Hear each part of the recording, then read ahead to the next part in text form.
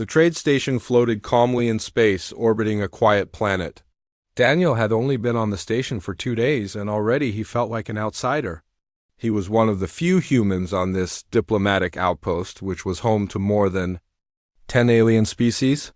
Each species had its own language, customs, and ideas of what was normal. Daniel was a systems engineer, sent here to upgrade the energy lines of the station. He wasn't a soldier or a diplomat, just someone good with wires and software.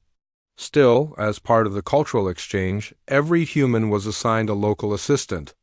From another species. His assistant's name was Leary. She was from the Sharela species. Slim, tall beings with pale, soft-looking skin and wide, silver eyes that never blinked.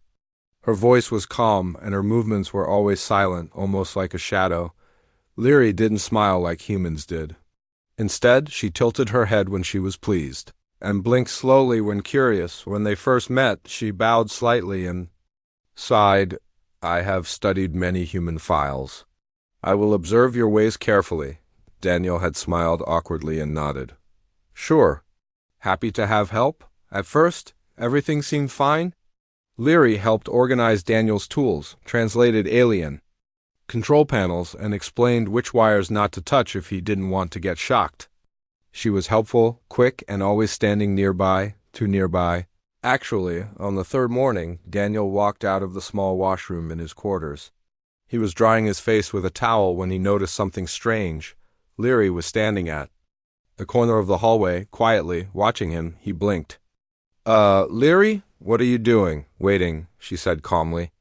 "I wanted to see if your hygiene patterns were regular." Daniel froze. "You were watching me brush my teeth?" "Yes," she said. "I also observed your bathing routine." "Yesterday?" He almost dropped the towel. "You what?" "That's not humans don't do that. You can't just peek at people." Leary looked confused. "In my culture, observing someone's private rituals is a sign of care. We do it only for those we wish to understand deeply." Daniel rubbed his face, unsure if he should laugh, panic, or run. Okay. "Look, I appreciate that you want to help, but humans value privacy, especially during personal stuff. So I should not observe you anymore?" she asked, tilting her head. "Not like that," he said quickly. "If you want to learn about humans, maybe ask first. Or, better yet, use the station's human guidebook." "I did," Leary said. "It did not explain courtship behaviors in full." Daniel blinked. "Wait, courtship?" Leary nodded. "I chose you as my study subject. In my species, we observe potential partners quietly to understand if they are suitable." "So, you've been peeking because you think that's how humans flirt?" "Yes," she said plainly. "Is it not?" Daniel let out a slow breath and leaned against the wall. "Not even close." For the rest of the day he couldn't focus. Leary acted like nothing strange had happened. She continued following him, helping with tools and standing too close. Every time Daniel turned around, her silver eyes were there, calm, patient, watching. When they entered the engine bay later that evening, Daniel finally spoke up. "Leary, we need to set some rules." She paused. "Rules?" "Yes. Number 1, no more watching me during private time. Number 2, ask before entering my quarters. Number 3, if you're trying to learn human romance, just talk to me, like this, no peeking." Leary slowly nodded. "I understand. Though it is strange to ask instead of observe." "Welcome to being human," he said with a small smile. After that she became more careful, but she still hovered close. Too close. Daniel didn't know if she was still courting him by her standards, or just being friendly. As the lights dimmed on the station that night, Daniel lay in bed, staring at the ceiling. He had come here expecting wires, machines, and quiet work, not an alien assistant who thought sneaking around was a love language. "This is going to be interesting," he muttered. Outside his room, just beyond the hallway curve, Leary blinked slowly. She hadn't peeked in. She had learned her lesson. But she stayed nearby. Not to watch, just to listen. Because in her mind, staying close was still the clearest way to say, "I care." The next few days passed slowly, but not quietly. Daniel tried to focus on his engineering tasks, But Leary's presence stayed in his mind. She no longer peeked at him during private moments, but she still followed him around the station like a quiet shadow, always watching. Always listening. She didn't mean to make him uncomfortable. In fact, she tried her best to be helpful. She handed him tools before he asked. She memorized his repair schedule. She even adjusted the climate settings in the engine room so he wouldn't sweat so much. But Daniel still wasn't sure what to do with her strange behavior. That morning, while fixing a power relay in Corridor 12, he finally spoke up again. "Leary, I have to ask," he said while tightening a bolt, "how do people on your planet usually start relationships? I mean, besides the peeking," Leary blinked, "we begin with silent observation. Once we feel the subject is compatible, we begin. Active assistance. If they accept our help, we continue. If not, we step away." Daniel raised an eyebrow. "So you've already passed the first stage?" "Yes," she said calmly. "You did not reject my presence." He sighed. "I didn't know you were studying me like a love interest." "You also brought me coffee," she added. Softly, twice, Daniel laughed. That wasn't flirting. That was just ... being polite. On Sharala, it would be taken as a strong signal. Daniel sat back and looked at her. "Leary, maybe we should talk about human courtship rules. I think we're both confused." She nodded seriously. "I would appreciate that." So that evening they sat in the station lounge. Daniel brought his tablet and opened an old Earth movie called Moonhearts. It was a gentle romance with kind people, slow music, and moments where characters talked about feelings instead of just peeking. Leary watched with great focus. Her eyes never left the screen. They speak their interest. "Aloud?" she whispered. "Yes," Daniel said. "It's important for humans to be clear. We don't always understand signals." Leary tilted her head. "Do they always touch hands?" "Sometimes holding hands means trust or comfort." She nodded again, thoughtful. "Do humans dislike being watched?" "We don't like it if we don't know about it," Daniel said. "We like privacy and honesty?" "Yes, that too." Leary paused. "Then I failed." Daniel blinked. "What do you mean?" "I watched you without permission. That is not honest by human standards." He gave her a small smile. "You didn't know? Now you do? It's okay." Leary looked down at her hands. "I will change." "You don't have to change who you are," he said gently. "Just try to understand how we see things. And I'll try to understand your ways too." She looked up at him. "That is acceptable." Over the next few days, their routine shifted. Leary stopped following him into hallways without speaking. She started knocking before entering a room. Daniel, on the other hand, became more patient. He explained human behavior in simple ways, using movies, books, and personal stories. He even let her ask questions. Strange ones. "Why do you hum when you work? Why do you talk to machines like they're people? Why do you smile when someone brings you food?" Some questions made Daniel laugh. Others made him think. One evening, while they were fixing a heating unit, Leary said, "Do humans always smile when they are with someone they like?" "Pretty much," Daniel said. "You smile around me often," she added. He froze for a moment, then chuckled. "Maybe because I like you." Leary looked up, her silver eyes wide. "As a friend?"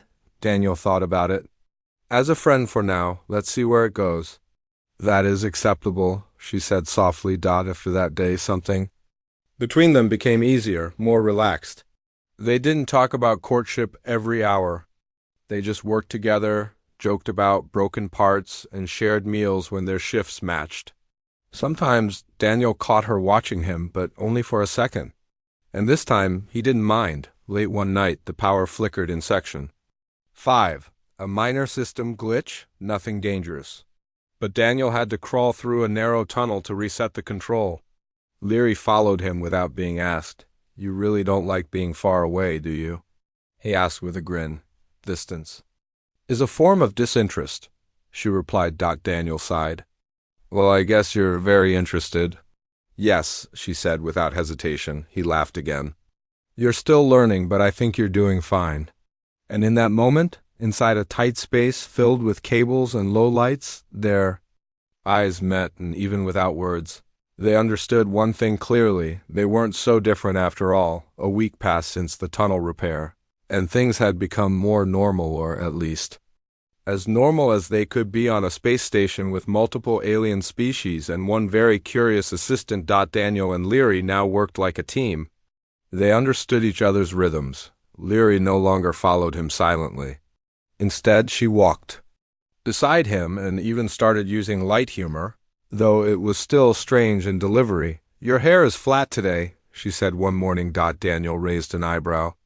Thank you?" "That means you slept properly," she added quickly. "I am complimenting your rest." "Oh, well, thanks then." Even though Leary still had much to learn, Daniel had grown used to her way of speaking. It was honest. Sometimes too honest, but never mean. She didn't judge. She simply observed and shared what she noticed. As they moved between repair jobs and system checks, the rest of the crew started to notice their connection. A few engineers smiled when they saw Leary quietly handing Daniel tools before he asked. One alien cook even whispered to Daniel, "Your assistant follows you like a moon. Very loyal." Daniel only chuckled. "Yeah, she's dedicated." But not everyone was kind. During a shared lunch break in the main dining hall, Daniel and Leary sat across from each other. Leary was eating something from her homeworld small blue cubes that shimmered slightly. Daniel had a simple sandwich. As they ate, a loud voice echoed across the room. "Hey, human! Is your assistant still watching you sleep?" Daniel turned. It was Karn, a tall lizard-like alien from the Drac species. He was known for his loud mouth and sharp tongue. A few other aliens nearby chuckled. Daniel sighed. "That's not funny, Karn." "Come on," Karn said, walking closer. Everyone heard about the peeking assistant. "Maybe she wants to scan your dreams too." Leary stayed quiet. Her expression didn't change, but Daniel noticed her hand pause mid-reach. She looked down at her plate. Daniel stood up. "Enough, Karn," he said, voice steady. "Leary's learning our ways, and she's doing a better job understanding humans than you are." The laughter stopped. Karn blinked, surprised. Then, with a grumble, he walked away. Daniel sat back down and looked at Leary. "You okay?" "Yes," she said softly. "I have faced comments like that before. I do not respond. It ends faster." "Well, now he knows I won't let it slide," Daniel said. Leary looked at him, her silver eyes calm. "Thank you." After that, something changed. In Leary, not in a big way, but Daniel noticed it. She walked a little closer, spoke a little more freely, and even asked questions about emotions. "Do humans get angry to protect others?" she asked during a system scan. "Sometimes," Daniel said, "especially when they care about someone." "Then was your anger?" "For me? Yeah," he replied, "because you matter." There were glowing pebbles arranged in a simple pattern. Beside it, a note written in Leary's neat script read, "On Charella, this is how we thank someone we trust." Daniel smiled and placed the container on his desk. As the days passed, they spent more time together, even outside work. Daniel showed Leary more human media music, cooking videos, and even comedy shows. She didn't understand all the jokes, but she liked the ones that involved people falling gently into water or dancing poorly. Humans enjoy watching each other fail gently. She said once, "Only if they get back up afterward," Daniel replied. Sometimes they played small word games while walking through the station. Leary had trouble with Earth slang, but she tried hard. Her attempts made Daniel laugh in a warm, kind way, not mocking, just amused. "I'm cool as ice, yes?" she once asked. Serious face. Daniel burst into laughter. "Yeah, that's pretty close." But despite their growing bond, Daniel still had questions in his heart. Was this friendship something more, or just a cultural experiment for Leary? He didn't ask, not yet. Instead, one evening, while they watched another movie in the lounge, he simply said, "I'm glad you're my assistant." Leary turned to him. "And I'm glad you are my chosen human," Daniel laughed. "That still sounds strange." "Then I will keep saying it," she said. And for the first time in weeks, Daniel didn't feel like an outsider on the station. He felt seen. A quiet rhythm settled between Daniel and Leary. They no longer needed to speak much. While working, they moved together easily, like two sides of the same thought. Leary always knew which tool Daniel needed. Daniel always knew when Leary needed space to think.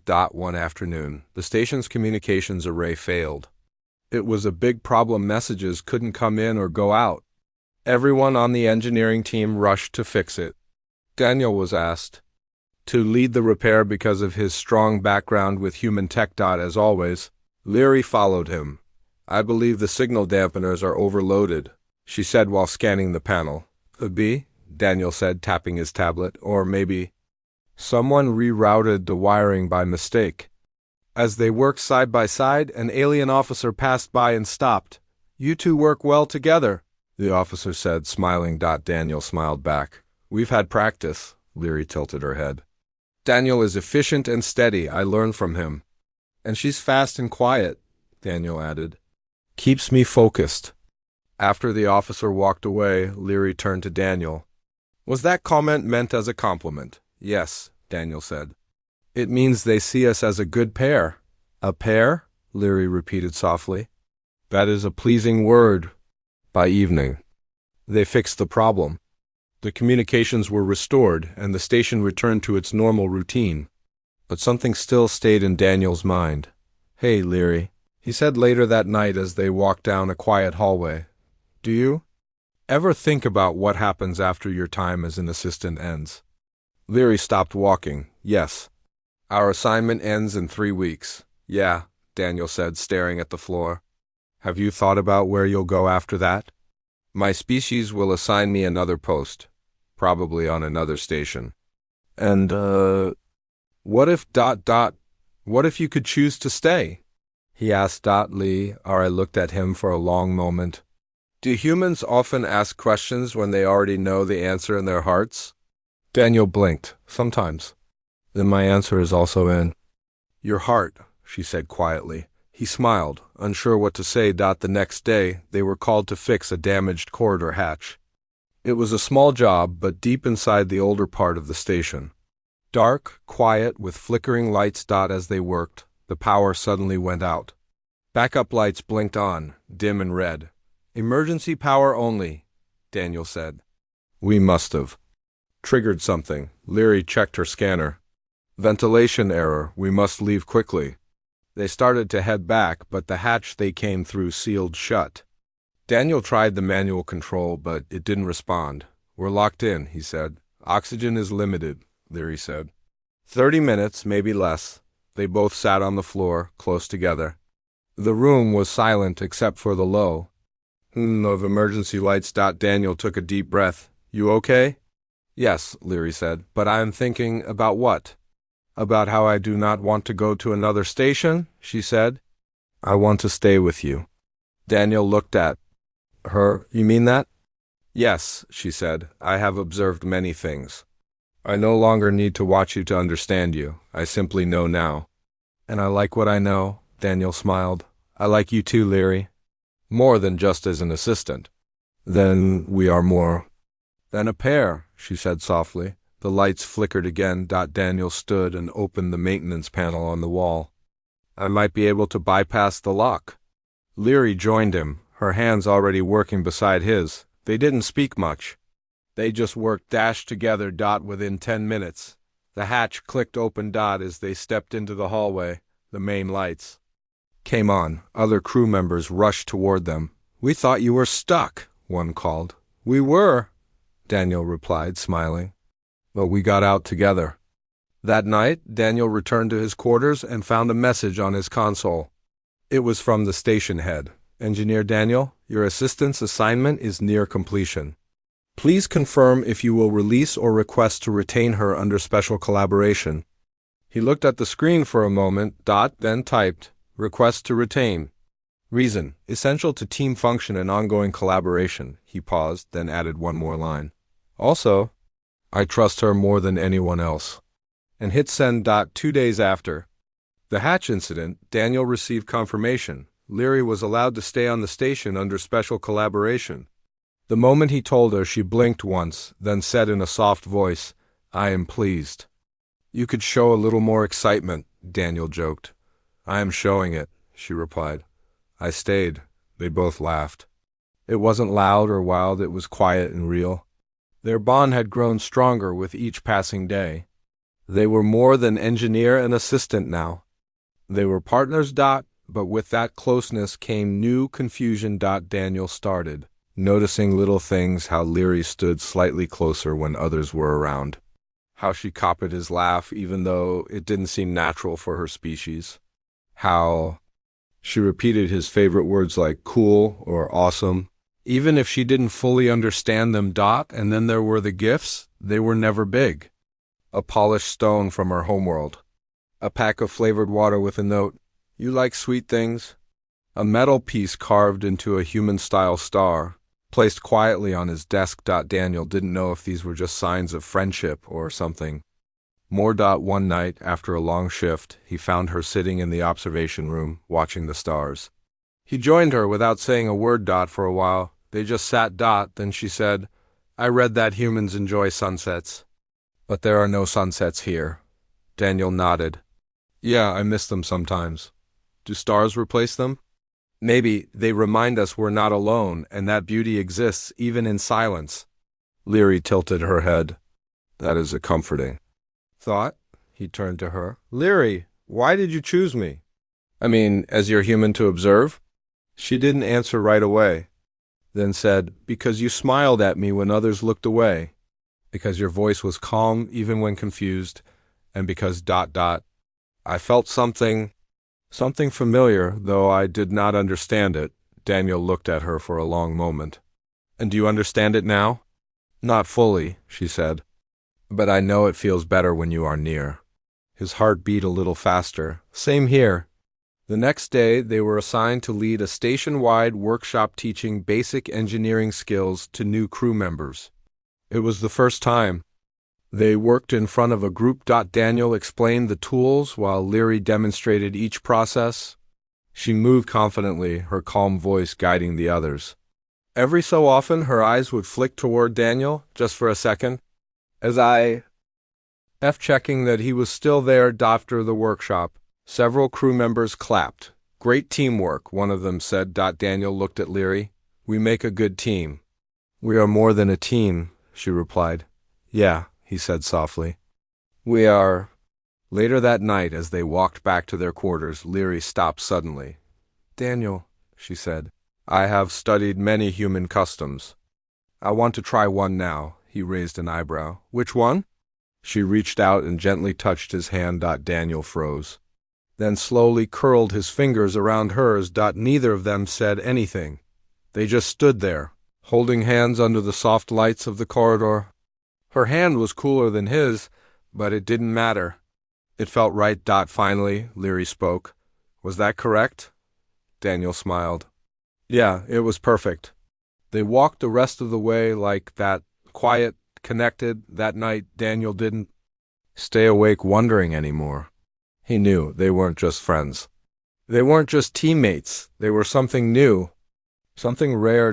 And in a galaxy filled with stars and silence, that kind of bond was more valuable than any technology he could ever build. The station was quieter than usual. A small solar storm was expected to pass nearby, so most crew members were advised to remain inside the shielded sections. It wasn't dangerous, but it could cause power flickers and signal loss. Daniel and Leary stayed in the tech bay, checking system backups and energy buffers. Leary moved with her usual focus, her long fingers tapping controls quickly. Daniel leaned back in his chair. "Well, if the lights go out, at least I won't be alone." Leary glanced at him. "You fear darkness?" "Not really. Just don't like it when I can't see what's around me." "On my planet," Leary said softly, "darkness is part of life. Our cities are dim. Our skies are always cloudy. We learn to feel more than we see." "Maybe that's why you're so good at noticing things," Daniel said. "Even the quiet ones." She nodded once, then paused. "But here I have seen more light than ever before." Daniel smiled. "Do you like it?" "Yes," she said. especially the kind that comes from someone's presence. He blinked. You mean, like me? Yes, she said again, her voice calm but honest. Outside. The lights flickered for a second, then returned. They finished their system checks and headed toward the observation room. Most of the station lights were lowered due to the storm, and the stars looked brighter than usual through the wide glass. They sat in silence. Then Leary asked, "Why do humans sometimes wait before speaking their feelings?" Daniel thought for a moment. Because we get nervous. We don't always know how the other person will react. But waiting causes confusion, she said, and sometimes missed chances. You're right, Daniel admitted. But feelings can be scary. Leary turned to him. I am not afraid of what I feel. He looked at her. Then tell me. She placed her hand over his. I have never studied someone like this before. I have never stayed with anyone this long, and I have never wanted to. Daniel's heart felt full. I'm glad you chose me. I still choose you, she whispered. He leaned closer, resting his forehead gently against hers. It was quiet, soft, and filled with something deeper than words. They stayed that way for a long time. Later that night, Daniel returned to his quarters and found something unexpected on his Consola file marked Study Summary, Leary. He opened it. It was a short document, written in her voice. Observation target. Daniel, human, engineer, subject showed kindness, patience, humor, and a rare emotional clarity. Subject responded well to cultural exchange, bonding successful. Further study, no longer required. Decision, remain permanently if permitted. Note, this is not a report. It is a choice. Daniel smiled and leaned back. His thoughts warmed. The next morning. The solar storm passed, and the station returned to normal. Everyone resumed their duties, but Daniel felt something had changed, not in a bad way. In a peaceful, right way. During lunch, they sat together, as usual. Other crew members smiled as they passed, and no one made rude comments anymore. Even Karn, the lizard-like alien who once mocked Leary, gave a respectful nod and said nothing. Leary noticed. Your defense of me changed opinions. Yeah, Daniel said. Sometimes all it takes is someone speaking up. You did more than speak, she replied. As their shift ended, Leary asked a question she had never asked before. Will you join me in my quarters tonight? Not for work, just to talk. Daniel nodded. I'd like that. Her room was quiet and simple, with soft lights and small items from her home planet, smooth stones, folded fabrics, and a few glowing orbs that gave off a gentle blue light. She offered him a seat and poured a drink from a strange container. It tastes like mint and fire, she warned. He took a sip and coughed. You weren't kidding, she smiled. It was small, almost unnoticeable, but it was there. This is a bonding drink, she said. Shared only with those who matter. Daniel looked at her. So I matter? More than anything else in this galaxy, she said. Daniel reached out and took her hand. And in that moment, two beings from two very different worlds sat side by side, not as strangers, not as assistant and engineer, but as something entirely new. They didn't need to peek anymore. They had already seen each other clearly. The station's halls felt brighter, even though the lights hadn't changed. For Daniel and Leary, something was simply different now. It wasn't just about working together or learning each other's customs. Now, it was about being part of something meaningful. Every morning began with quiet smiles and shared plans. They still repaired systems and checked power lines, but there was a softness between them, a kind of comfort that didn't need to be explained. Leary still asked strange questions from time to time. Do humans think about what they would miss if someone left? Do you dream in colors or in feelings? If I had been assigned to another human, would you have still noticed me? Daniel would always answer patiently. And sometimes his replies made her fall quiet, blinking slowly as if storing the words carefully inside her. One day, a group of new cadets arrived for training. Daniel was asked to lead an introduction session, and Leary joined as his assistant, but this time no one called her that. They called her by name. She had earned respect, not just for her knowledge, but for how she carried herself beside him. This station runs better with both of you around. One officer joked. Daniel grinned. That's because we're calibrated now. Leary turned her head slightly. You compare us to machines? Nah, Daniel said. We're better than that. After the session, Leary followed Daniel to a quiet corner near the viewing deck. The stars outside blinked slowly. Far and calm, I have been offered a post at the Central Research Center, Leary said suddenly. Daniel stopped. What? They saw my reports? They want me to help design new cross-species systems. He nodded slowly. It sounds important. It is, and it is far from here. He looked at her. Do you want to go? Leary looked at the stars for a moment, then shook her head. I want to stay. Then why did you tell me? Because in human culture, partners share choices, she said. And because I do not want to choose alone. Daniel reached for her hand. Then let's decide together. She placed her hand in his without hesitation. I can work on remote designs from here, she said. Help them from this station. It is not the same, but it is enough. As long as I stay near you. I'd miss you if you left, Daniel said softly. I would miss you more, she whispered. Later that week, the station hosted a cultural celebration. Crew members from many species wore traditional clothes, played music, and shared stories. From their HOMEWOR, Daniel wore a simple dark jacket, while Leary wore soft white layers from her world with a silver band circling her head. Many people complimented her. She looks like royalty. One human said, she is important, Daniel replied with a smile. As the music played, Leary leaned toward Daniel. There is a dance humans do when they feel connected. He laughed. You want to dance? If you will guide me, she said. He offered his hand and she took it. Their movements were slow and careful. Leary copied his steps with full focus, her eyes never leaving his. Around them. The room filled with color and sound, but for them, the world had narrowed into this one shared rhythm. You're doing great, Daniel whispered. You are warm. She whispered back, I do not mean temperature, he smiled. I know.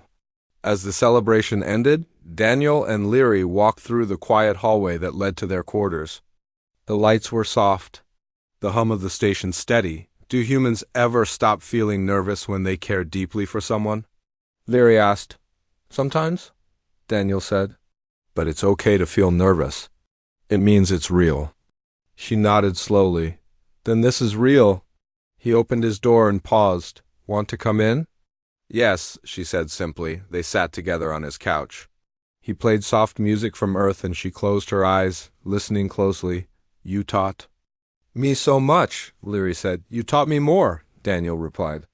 About patience, about trust, about how even the strangest start can lead to something beautiful. She smiled, not the polite smile she tried before, but something more natural. More human, even if it came from an alien heart. And as they sat in quiet comfort, surrounded by stars, systems, and the sound of distant life across the station, Daniel knew something with perfect clarity. Love didn't always begin with the right moves or perfect timing. Sometimes it began with a quiet presence and maybe even with a little peeking.